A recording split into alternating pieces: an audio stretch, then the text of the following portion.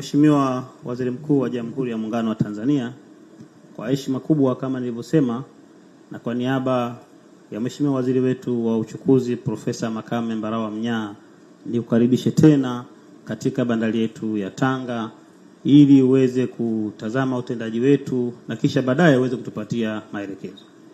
Mheshimiwa Waziri Mkuu, kabla sikukukaribisha, naomba uridhie niseme maneno mawili matatu. La kwanza, shukrani za kipekee za kisekta.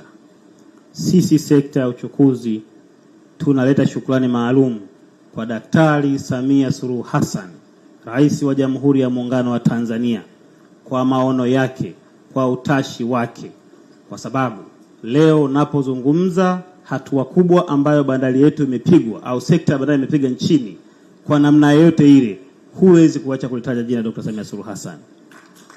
Dr. Samia ni maono yake, amepeleka fedha kwenye miradi mingi ya bandari. Ukiacha Dar es Salaam, tunajenga bandari ya Mtwara ambayo imeshakamilika kwa bilioni 157, bandari ya Kisiwa Mgao kwa ajili ya kupisha bidhaa chafu tu bilioni 434. Ukienda ziwa Tanganyika, amekamilisha ujenzi wa bandari ya Mwanza. Hii yote kama sio maono na utashi wake yasingewezekana, na ndio maana pengine huko nyuma hayakuwezekana sana.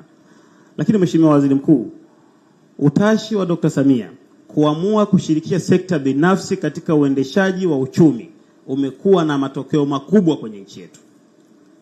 Ukiangalia takwimu za mwaka 2020-2021 wakati Mheshimiwa Rais anakabidhiwa nchi, ukilinganisha na hali ilivyo sasa, ni mbingu na dunia. Lakini pia kwa sababu tuko Tanga, hii ndio bandari ukiacha Dar es Salaam iliyoletewa fedha nyingi kuliko bandari nyingine yoyote katika nchi hii. Na hii inathibitisha dhamira, utashi, maono na mapenzi ya dhati ya Dr. Samia kwa wanatanga na kwa sekta nzima ya uchukuzi. Mheshimiwa Waziri Mkuu, mara baada ya kushiriki sekta binafsi, tumeona mafuriko ya mzigo kwenye bandari zetu karibu zote. Na bandari ya Tanga ndio inasaidia kumeza au kupunguza msongamano kwenye bandari ya Dar es Salaam.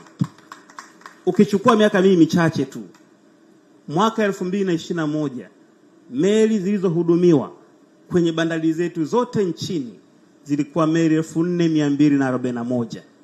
Kutokana na mapenzi ya Dr. Samia kusimamia uchumi na kufungua uchumi kwenye sekta ya uchukuzi, zimefika meli 4888.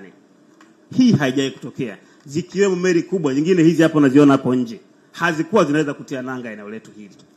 Lakini mbili, kutokana na kazi kubwa ambayo Dr. Samia ameifanya kwenye sekta yetu, hapa Tanga tulikuwa tunahudumia mzigo wa tani 470. Leo imefika milioni 1.3.